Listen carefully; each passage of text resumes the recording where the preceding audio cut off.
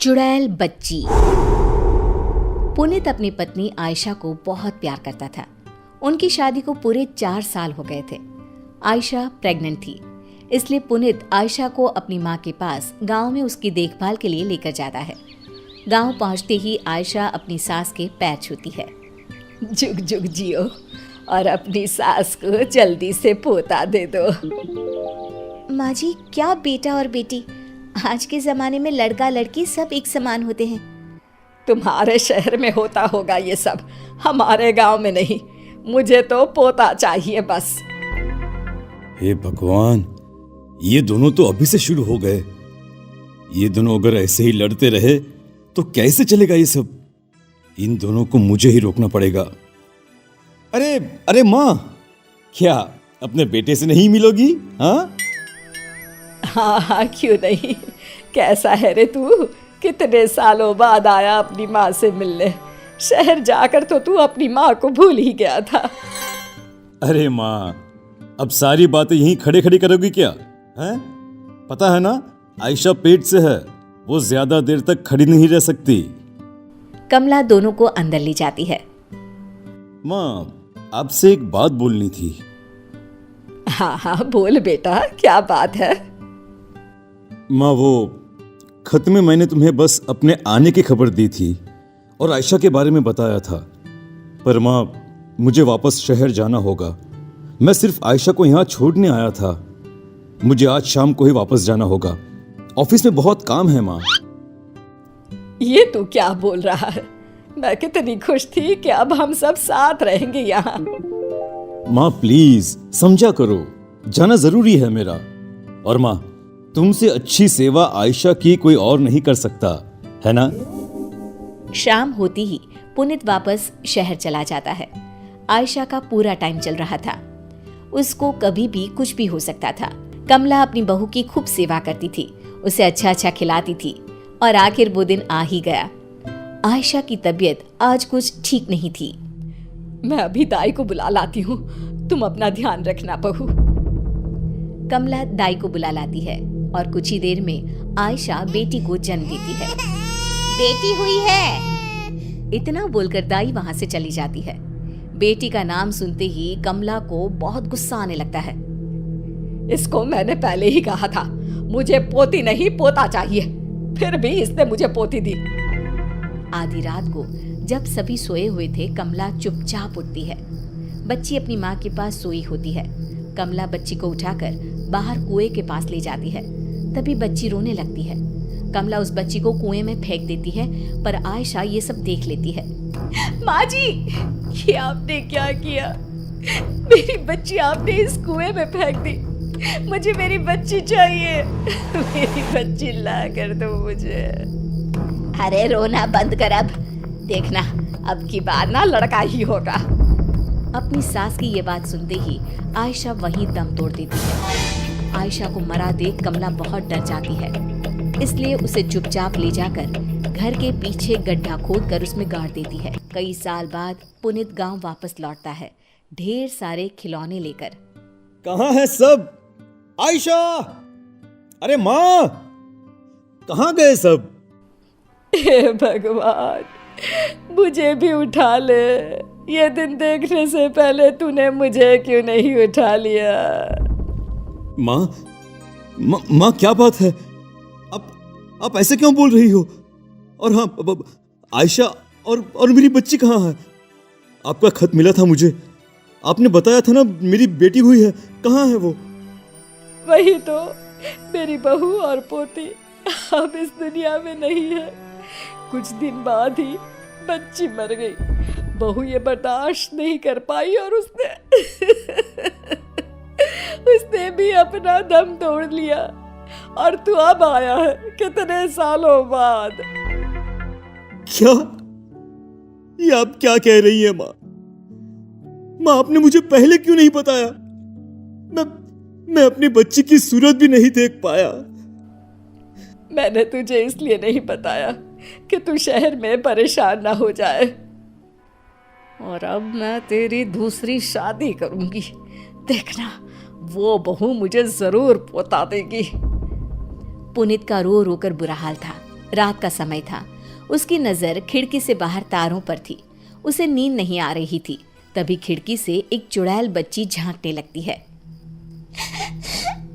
पापा, पापा मुझे बचा लीजिए। कौन है वहाँ? पुनीत बाहर जाकर देखता है तो वो बच्ची वहां से भाग जाती है। अरे क्या हुआ बेटा, इतनी रात गए तू यहाँ क्या कर रहा है? चल अंदर जा, सो जा। माँ अभी खिड़की पर कोई था जिसकी सूरत बहुत डरावनी थी।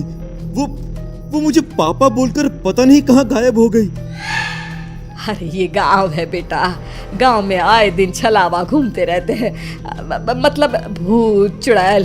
जरा संभल कर रहना। हाँ चला बंदर, रात को ऐसी बातें नहीं करते।